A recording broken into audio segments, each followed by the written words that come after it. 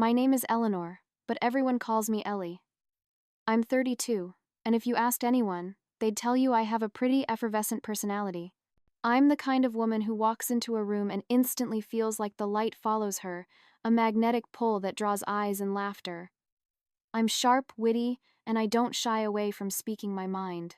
It's part of my charm, right? At least, that's what I've always told myself.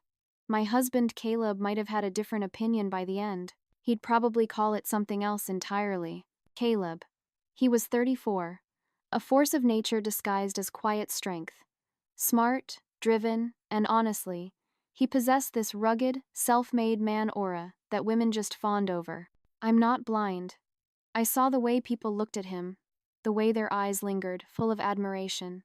He didn't go to college, didn't even finish high school, but somehow he carved out a resounding success for himself. He owned his own construction business, drove a truck that dwarfed my sensible sedan, and always seemed to have a meticulously detailed plan for the future.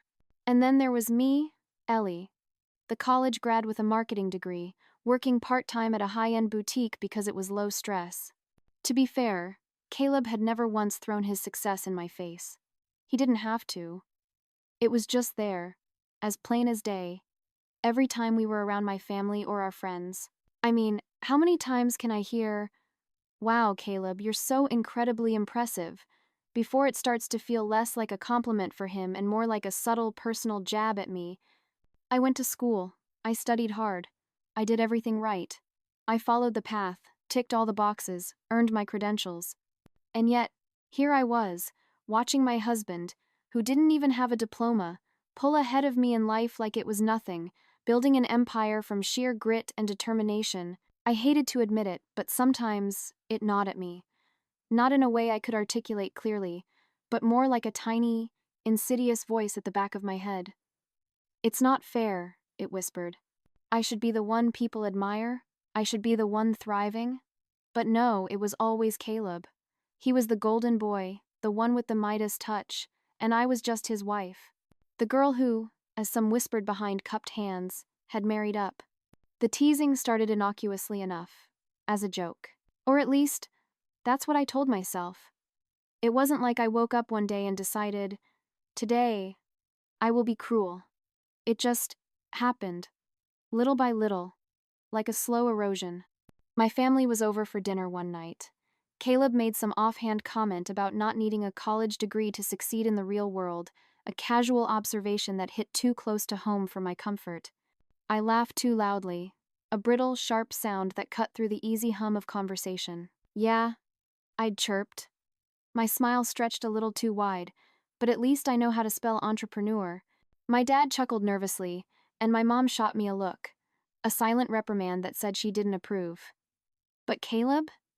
He just smiled, a small, knowing curve of his lips, and let it slide. That was the thing about Caleb. He never reacted the way I wanted him to. I don't even know what I wanted, really. Maybe just for him to get flustered, to stutter, to admit that perhaps, just maybe, I was smarter than him in some ways. But no, he was always calm, always so damn composed. It was infuriating. It was like trying to argue with a stone wall. Solid, unmoving, impenetrable. A few weeks later, I brought it up again, this time in front of our friends. We were at a backyard barbecue, the air thick with the smell of charcoal and easy camaraderie. Someone asked Caleb about his business, his latest project. He was explaining his plans to expand, detailing the intricate logistics with an enthusiasm that was genuinely captivating. I chimed in, my voice laced with a sweetness that felt artificial even to my own ears. "Pretty impressive for a guy who didn't even finish high school." "Huh?" Everyone laughed, the sound a little forced, a little awkward. Caleb just shrugged it off, a casual gesture that was his default reaction. But I saw the flicker in his eyes. Just for a second, a fleeting shadow of something. Hurt, annoyance, disappointment.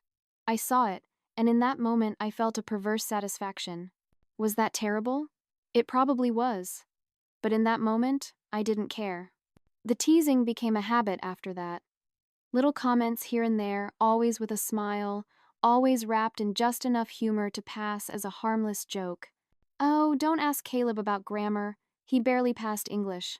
Or, hey babe, want me to help you with that spreadsheet?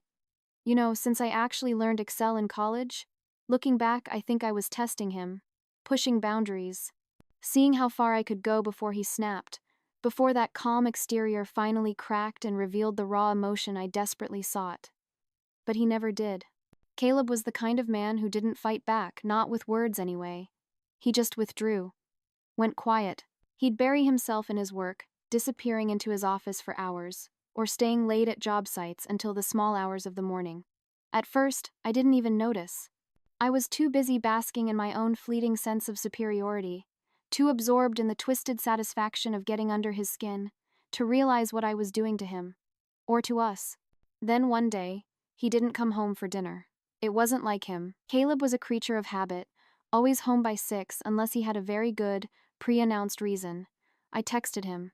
He replied an hour later with a curt, almost dismissive, "Working late, don't wait up." No explanation, no apology, just those 6 words. And for the first time, a pang of something I couldn't quite name twisted in my gut. Guilt? Fear? Maybe both. When he finally did come home, it was past midnight. I was still awake, lying in bed, scrolling through Instagram, pretending not to care. But when I heard the distinct click of the front door, my heart leaped into my throat, a frantic bird trapped in my chest. He didn't come upstairs right away. Instead, I heard him moving around in the kitchen, the clatter of a plate, the soft thud of cabinets opening and closing, almost as if he was deliberately trying to make noise, to announce his presence without engaging. Finally, I couldn't take it anymore. I threw on my robe, the silk cool against my skin, and went downstairs. Caleb was standing at the counter, eating a sandwich as if it were the most normal thing in the world. He didn't even look up when I walked in. "Late night?" I said, trying to infuse my voice with a casual nonchalance I didn't feel. "Yep," he replied, his tone flat, devoid of any emotion. "Everything okay?" I pressed, stepping further into the kitchen, the scent of his late-night snack filling the air. "Fine." And that was it. No explanation, no details, just one-word answers that left me feeling more frustrated than ever. I wanted to demand answers, to ask him why he was being so cold, so distant. But something about the look on his face stopped me. He seemed tired, not just physically but emotionally, like he'd finally reached the end of his rope, and any more pulling would snap it completely. I went back upstairs without saying another word. I told myself I didn't care, that if he wanted to act like a sulking teenager, that was his problem, not mine. But deep down, a cold certainty settled in my stomach. Something had shifted between us, irrevocably so, and I couldn't shake the feeling that I was the one who had pushed him to this point. The next morning, Caleb was gone before I woke up.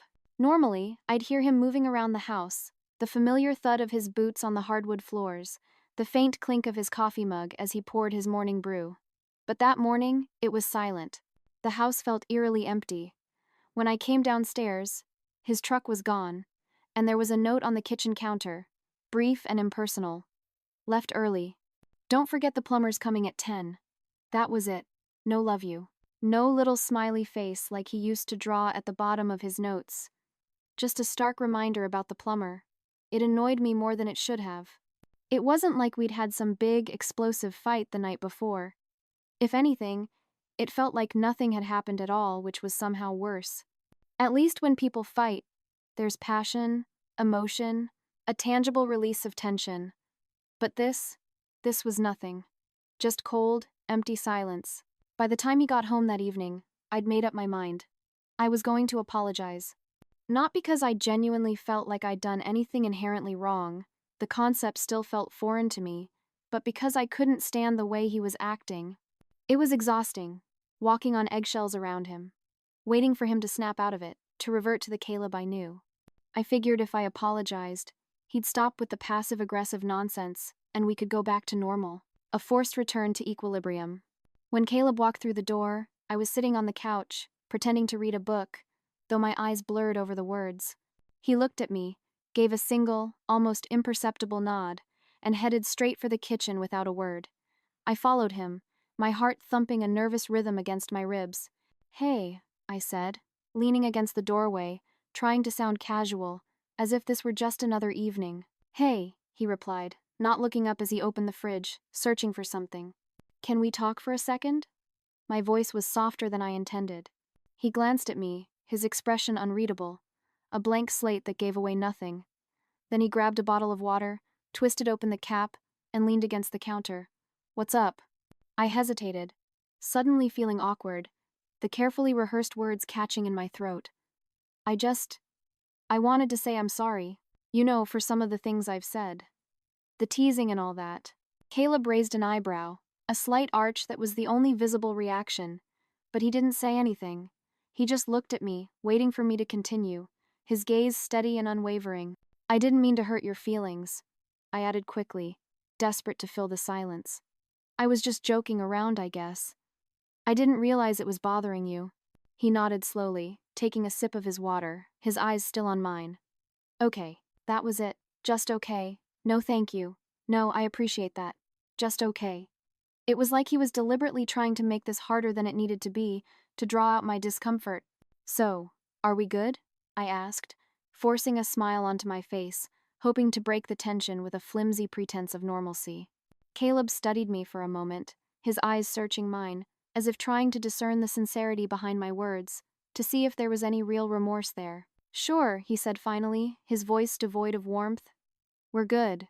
I should have felt relieved, but instead, I felt a fresh wave of irritation wash over me.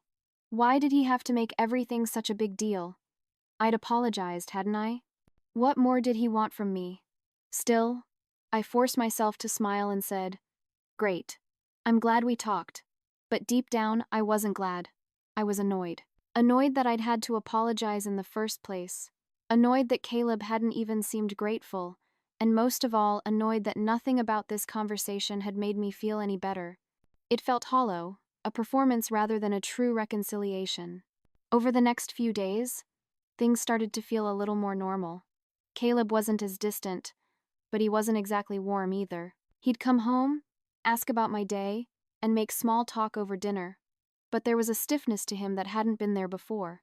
It was like he was holding something back, a carefully guarded secret, and I didn't know how to fix it. Or if I even wanted to, deep down, acknowledge the true root of the problem. One night, as we were lying in bed, the soft glow of the bedside lamp casting long shadows across the room, I tried to bring it up again. "You've been really quiet lately," I said, keeping my voice light, attempting to sound concerned rather than accusatory. "Is everything okay?" Caleb turned to look at me, his face calm, but his eyes held a serious, unwavering intensity. "Everything's fine, Ellie," he said, his voice measured.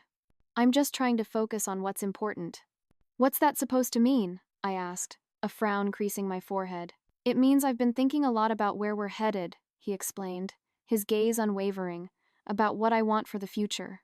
I sat up a little, my heart pounding a frantic drum against my ribs. A sudden, cold fear seized me. "And what does that mean?" I whispered, my voice barely audible. "Are you saying you're not happy?" Caleb sighed, a heavy, weary sound, running a hand through his hair. "I'm saying I want us to be better. For both of us. I don't think we've been on the same page lately." I stared at him, my mind racing, scrambling for an explanation, a defense. Was this his way of saying he wanted out? Was he planning to leave me? "I apologized," I said defensively, the words tumbling out before I could truly process them. "I thought we were fine." "It's not just about the apology, Ellie," he said, his voice calm but firm, holding an unwavering conviction. "It's about the way we treat each other, the way we talk to each other. I don't want to feel like we're competing all the time." "Competing?" I repeated, my voice rising, a sharp edge of indignation in my tone. "I'm not competing with you, Caleb. You're the one who's always working, always so focused on your business that you barely have time for me. Maybe if you were around more, we wouldn't have these problems." Caleb shook his head, his expression sad, resigned, but not angry. "You don't see it, do you?" he asked, his voice soft, almost a lament. "You don't see how the little comments, the teasing, it all adds up. It's not just about me being busy, Ellie. It's about respect. And I don't think we've been showing each other much of that lately." I opened my mouth to argue, to launch into another defensive tirade. But the words caught in my throat. For once, I didn't know what to say. Caleb was being so calm, so mature about all of this, and it made me feel small, petty, like I was the problem, which, of course, I wasn't. Or at least, I didn't think I was. Fine, I said finally, crossing my arms, a defiant gesture. If that's how you feel, then maybe you need to figure out what you really want. Caleb looked at me for a long moment, his gaze unwavering, then nodded. Maybe I do. And with that, he rolled over and turned off the light, leaving me alone with my tumultuous thoughts and a sinking feeling I couldn't quite shake. The next morning, Caleb acted like nothing had happened. He got up, showered, and left for work without a word about our conversation the night before. If anything, he seemed lighter, more at ease, like he'd finally made peace with whatever was on his mind, but that only made me feel worse. For the first time, a terrifying realization began to dawn on me. Caleb didn't need me the way I needed him. He didn't need anyone, really. He was self-sufficient, capable, and let's face it, a catch. I'd always known he was attractive. Broad shoulders, a strong jawline, that confident way he carried himself. But now I couldn't stop thinking about how other women must see him. Women who didn't nag him or poke at his insecurities. Women who probably made him feel appreciated, something I clearly hadn't been doing. The thought gnawed at me all day, a relentless internal monologue that fed my growing paranoia. By the time Caleb came home, I'd convinced myself that he was either cheating or actively thinking about it. Why else would he suddenly seem so detached, so okay with everything? He didn't even seem upset with me anymore, and that, paradoxically, scared me more than anything. I'd always believed that anger meant someone still cared, that there was still passion to be found. But Caleb wasn't angry. He was calm, composed, and that made me feel like I was losing him irrevocably. That night, I decided to do something I rarely ever did. Cook dinner. Not just throw something together, but actually make one of Caleb's favorite meals. Grilled steak, roasted potatoes, and sautéed green beans. I even lit candles and set the table, trying to create an atmosphere like it was a special occasion, an offering to appease the storm brewing between us. When Caleb walked in, he raised an eyebrow, clearly surprised by the uncharacteristic effort. "What's all this?" he asked, setting his keys on the counter, his voice laced with a hint of cautious curiosity. "Just thought we could have a nice dinner," I said, forcing a smile, the muscles in my face feeling tight. "You've been working so hard lately. I wanted to do something nice for you." Caleb nodded, a small, genuine smile tugging at his lips. "Thanks, Ellie. It looks great." We sat down, and for a while, things felt almost normal. We talked about his day, the progress he was making on a new project, and I tried my best to seem engaged and supportive. But the whole time, my mind raced, consumed by a single, insidious question. Was he texting someone else when I wasn't looking?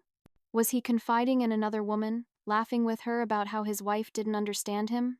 The thought made my stomach churn, a bitter taste rising in my throat, and before I could stop myself, the words blurted out. "You've been really distant lately," I said, my voice trembling slightly. "Is there something you're not telling me?" Caleb looked up from his plate, his expression calm but curious, as if genuinely puzzled. "What do you mean?" "I don't know," I cried, my voice betraying the carefully constructed facade of casualness. "You've just been so quiet, so together. It's like you don't even care anymore." He set his fork down, the clink against the ceramic plate sounding unusually loud in the quiet room, and leaned back in his chair, studying me intently. "Ellie, I do care.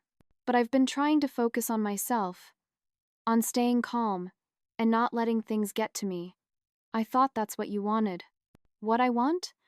I said, my voice rising despite my best efforts to keep it even, "is to know that we're okay, that you're not looking for something better." Caleb's brow furrowed, and for the first time, I saw a flicker of genuine frustration in his eyes. "Where is this coming from?" he asked, his voice strained but still controlled.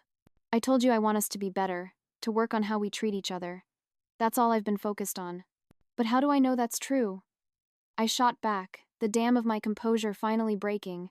"You don't tell me what you're thinking. You just go to work, come home, and act like everything's fine. How am I supposed to believe you're not?" I trailed off, unable to bring myself to say the word, to give it form and substance.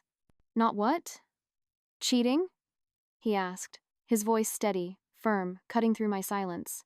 I looked away, ashamed, but unwilling to back down, the fear too great to retract the accusation. I don't know. Maybe. Caleb let out a long sigh, rubbing his temples, as if trying to physically suppress the rising tide of his patience. Ellie, I'm not cheating. I've been trying to give us both space, to figure things out.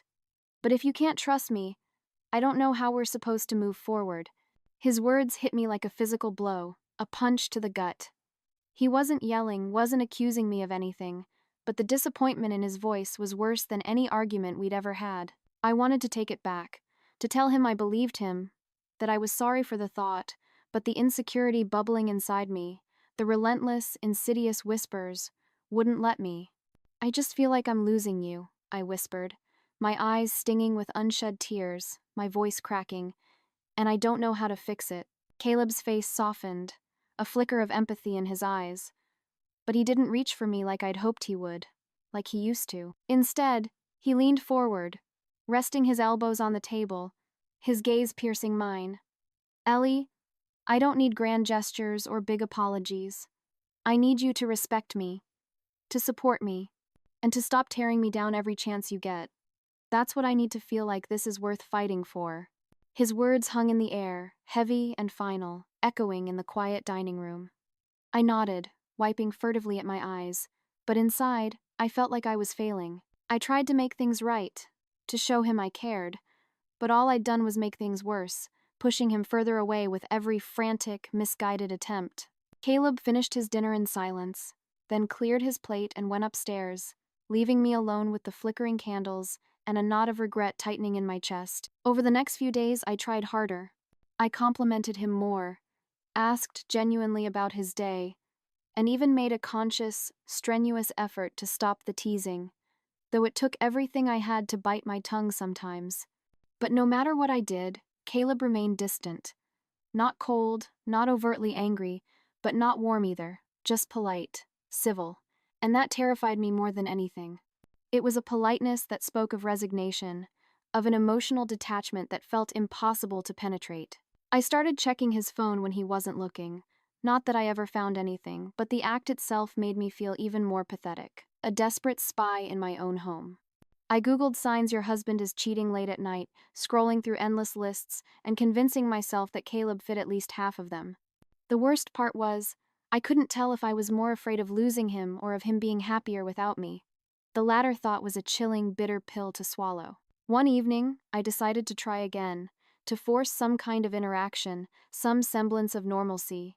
I waited until Caleb was sitting on the couch, watching some home renovation show he liked, his gaze fixed on the screen. I sat down beside him, leaving a cautious space between us. "Do you want to go out this weekend?" I asked, trying to sound casual, lighthearted, as if the world wasn't crumbling around us. "We haven't had a date night in forever." Caleb glanced at me, his expression unreadable, betraying no hint of enthusiasm or aversion. "Sure," he said after a moment, his voice flat. "That sounds nice."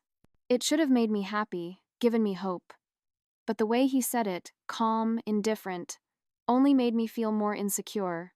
I wanted him to be excited, to smile, and say, "That's a great idea, babe." But he didn't. And once again, I felt like I was failing, my efforts falling flat, unable to reach him. As the days passed, my emotions spiraled further out of control. I became clingy, constantly seeking reassurance that Caleb wasn't ready to leave me, that he still cared.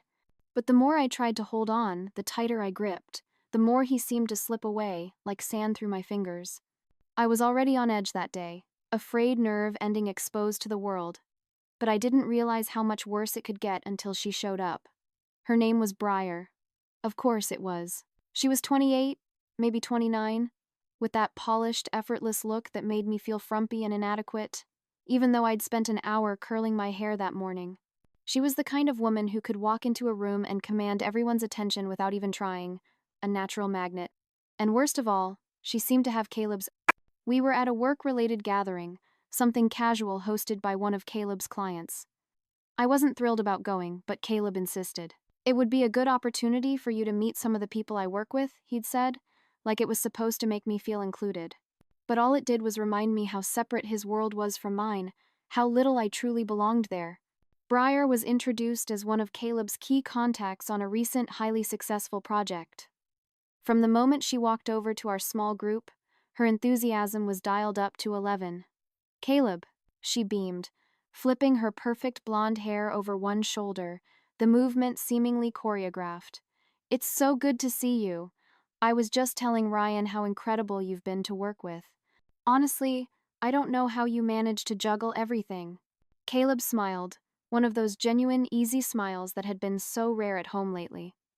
"Thanks, Briar. You've been great to work with, too." I tried to ignore the way her face lit up at his compliment, the way she practically glowed, but it felt like a punch to the gut.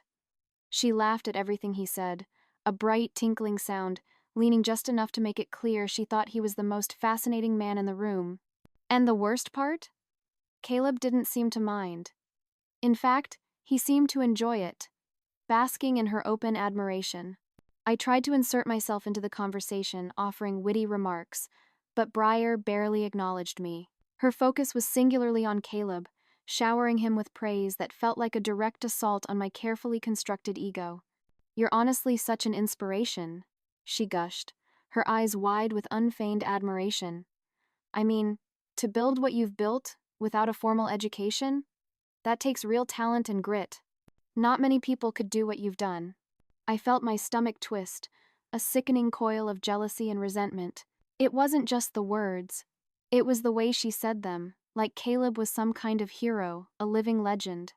I knew I should let it go, to let her praise him, but my insecurities had other plans, darker, more insidious ones. If she thought Caleb was so amazing, maybe it was time she saw the whole picture. "Yeah, he's great," I said, my tone a little too sweet, a little too sharp. But you know, Caleb had his struggles. Like that time, he bombed a simple math problem during a meeting because he didn't know how to calculate percentages? I mean, not everyone can get by without some basic schooling, right?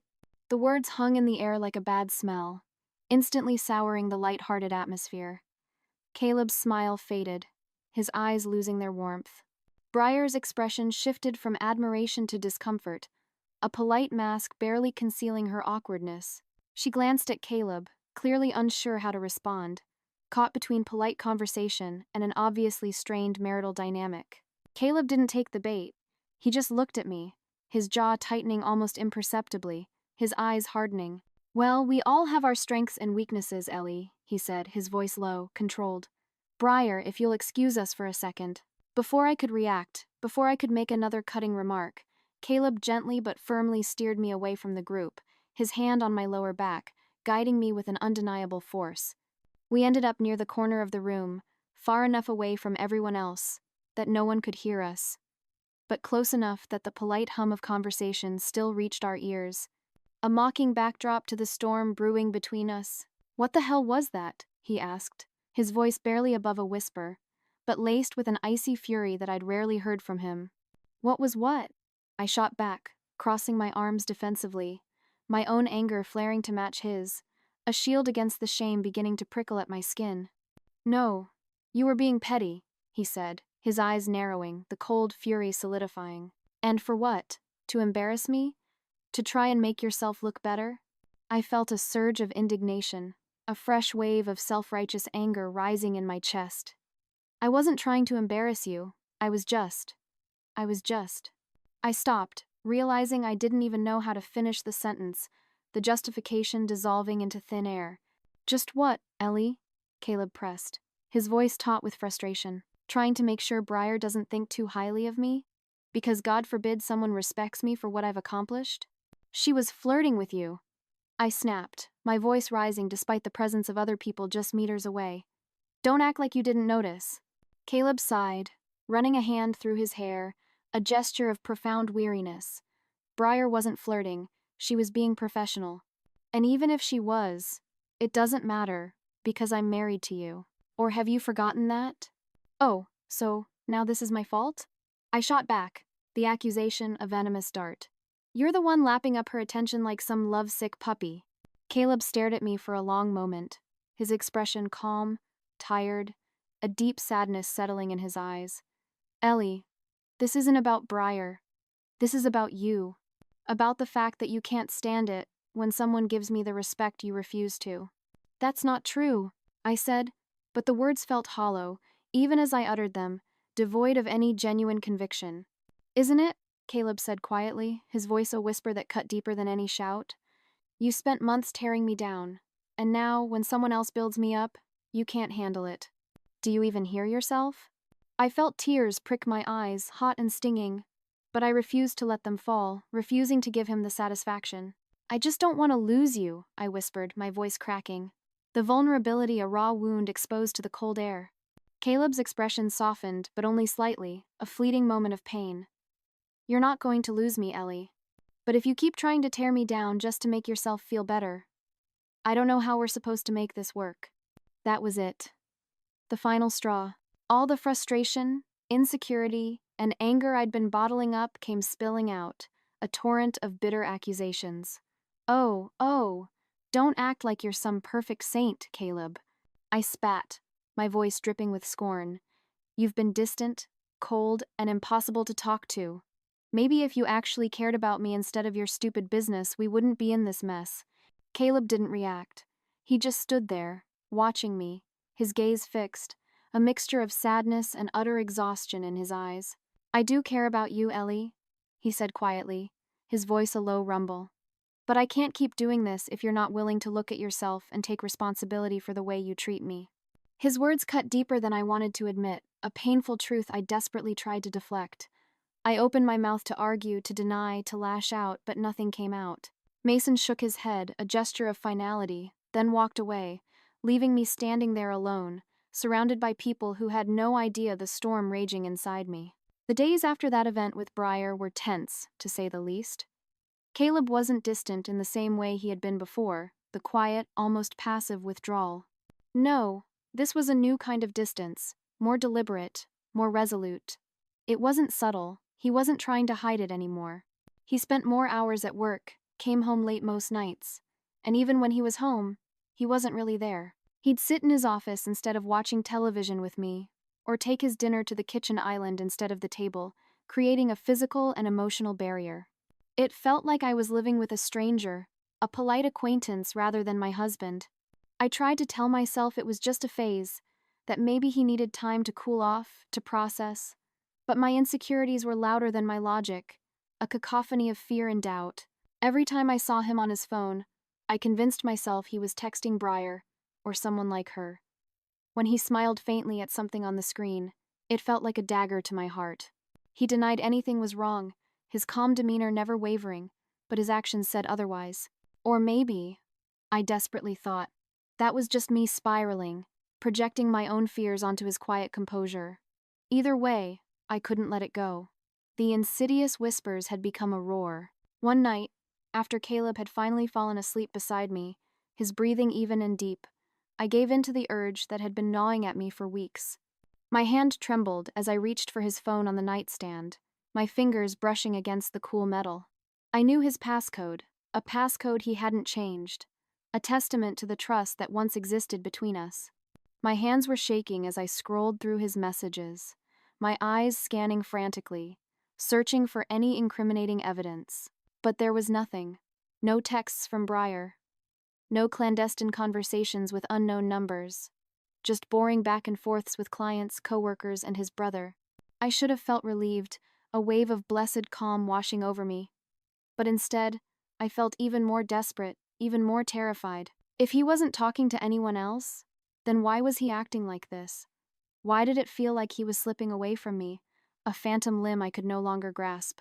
I put his phone back, carefully aligning it as it had been, and spent the rest of the night lying awake, my mind racing with questions I couldn't answer, fears I couldn't articulate. The next day, I took it a step further, a desperate, irrational plunge into paranoia. I told Caleb I was meeting a friend for coffee, a flimsy excuse that bought me the freedom I craved. Instead, I drove to his office. I parked across the street, a safe distance away, and waited, watching the entrance like a hawk. Part of me hoped I'd catch him in the act. Whatever the act was, my mind conjured blurry, painful images. But another part of me dreaded what I might see, terrified of confirming my worst fears. After 2 grueling hours of sitting in my car, my heart pounding with every car that pulled up. Nothing happened. No Briar.